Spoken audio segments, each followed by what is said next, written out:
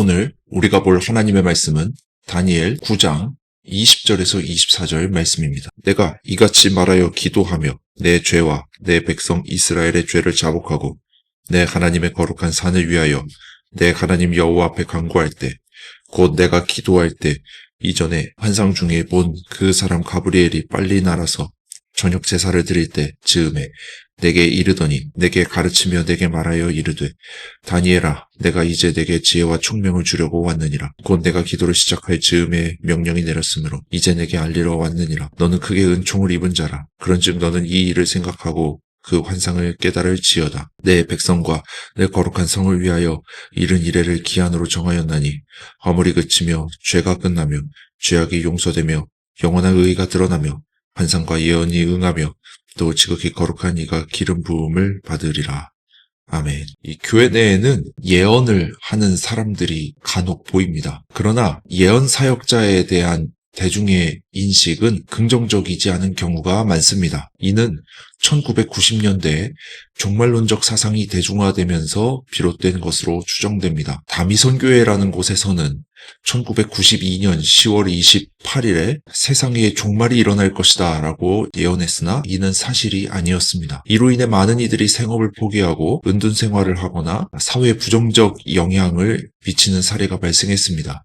결과적으로 해당 예언은 기독교에 대한 비판을 야기했습니다. 이 사건 이후 예언에 대한 대중의 인식은 부정적이 되었습니다. 그러나 고린도전서 14장 1절에서 특별히 예언을 하려고 하라는 권면이 있는 것처럼 예언 자체를 배제해서는 안 되겠습니다. 따라서 본 설교에서는 예언에 대한 몇 가지 중요한 사항을 말씀드리고자 합니다. 첫째, 겸손한 태도는 하나님의 말씀을 이해하는 데 필수적입니다. 잠언 1장 7절 말씀에 여호와를 경외하는 것이 지식의 근본이거늘 미련한 자는 지혜와 훈계를 멸시하느니라 라고 말하고 있습니다. 본문의 다니엘은 회개 후에 천사를 만났습니다. 이는 겸손한 자만이 하나님의 말씀을 온전히 깨달을 수 있다는 것을 의미합니다. 예언은 아무나 할 수 있는 것이 아닌 것이죠. 하나님의 뜻을 명확히 분별하기 위해서는 항상 겸손한 자세를 유지하고 신령한 지식을 습득해야 하겠습니다. 하나님의 음성을 들었다고 해서 무작정 믿어서는 안 되며 성경, 이성, 전통의 검증을 통해 그것이 하나님의 음성이 맞는지를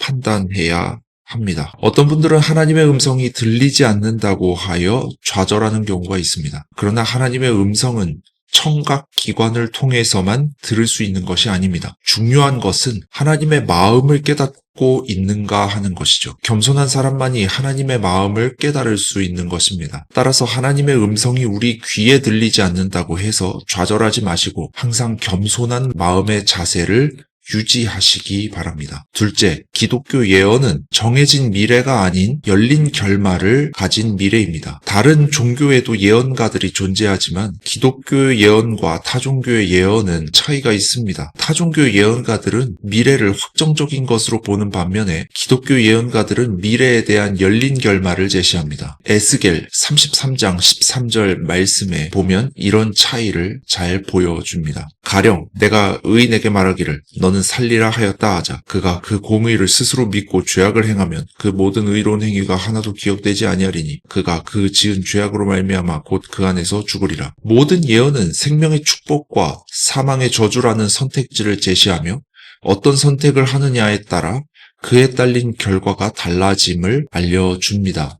따라서 좋은 예언을 받았다고 해서 방탕하게 행동해서는 안 되며 또 반대로 나쁜 예언을 받았다고 해서 절망해서도 안 되겠습니다. 에스겔 33장 14절에서 15절 말씀입니다. 가령 내가 의인에게 말하기를 너는 죽으리라 하였다 하자. 그가 돌이켜 자기 죄에서 떠나서 정의와 공의로 행하여 저당물을 도로주며 강탈한 물건을 돌려보내고 생명의 율례를 지켜 행하여 죄악을 범하지 아니하면 그가 반드시 살고 죽지 아니하리라. 오늘 우리가 읽은 말씀에 다니엘은 자신의 죄와 민족의 죄를 회개했습니다. 그 결과 하나님께서는 다니엘을 통해 이스라엘 민족의 새로운 길을 열어주셨습니다. 이스라엘 민족은 죄를 지어 나락의 길을 걸었지만 그것이 최종 결말이 되지 않은 것은 자신과 민족의 죄를 놓고 기도했던 한 사람이 있었기 때문입니다. 셋째, 모든 예언은 그것이 성취될 때 비로소 인정받게 될 것입니다. 예레미야 28장 9절 말씀입니다. 평화를 예언하는 선지자는 그 예언자의 말이 응한 후에야 그가 진실로 여호와께서 보내신 선지자로 인정받게 되리라. 우리가 기도 중에 어떤 예언의 말씀을 듣거나 또는 다른 사람이 예언을 들었다고 할 때 그 일이 실제로 일어났을 때 비로소 그 사람은 선지자로 인정받게 될 것입니다. 이제 적용의 말씀을 드리며 설교를 마무리하고자 합니다. 적용의 말씀입니다. 하나님의 생각을 깨달을 수 있도록 해달라고 기도합시다. 이 적용의 말씀 가지고 우리 함께 기도하기를 원합니다.